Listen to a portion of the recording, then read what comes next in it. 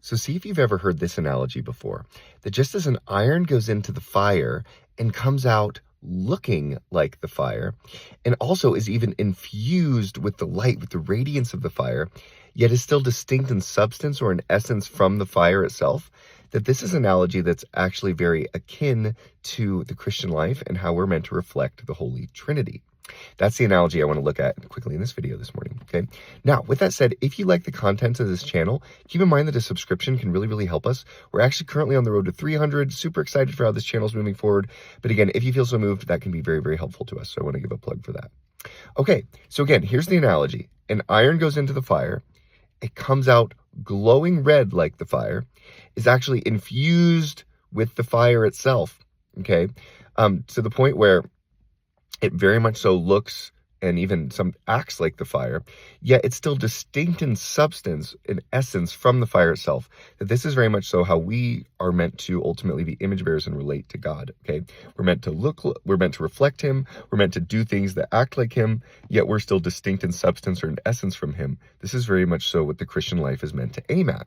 This is actually what in Mere Christianity, this is what C.S. Lewis is getting at in section 4 of the book, where he talks about how our lives, and this is also common to all real Christian traditions, that the point of the Christian life is ultimately to move towards reflection of God, to actually being real image bearers, okay? And remember, when we're bearing God's image, he is a triune God.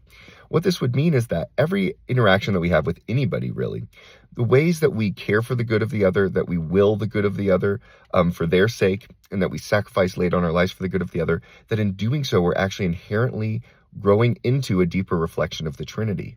Okay, we're being infused with that love of God. You can also think about this as, for those of you who are married. For those who aren't, this still holds in other relationships, certainly.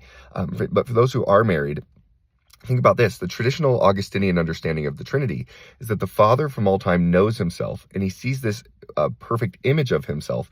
In this image, he eternally begets, okay? And this image is the Son. Now, there's never a time that the Son was not. So the Son is co-eternal with the Father. And the Father and the Son then have this eternal love relationship, and the Holy Spirit is the love relationship between the Father and the Son, okay? So God's an interpersonal and relational God. Now think about how marriage works. There's father and mother, and when they come together, forth comes a child, okay?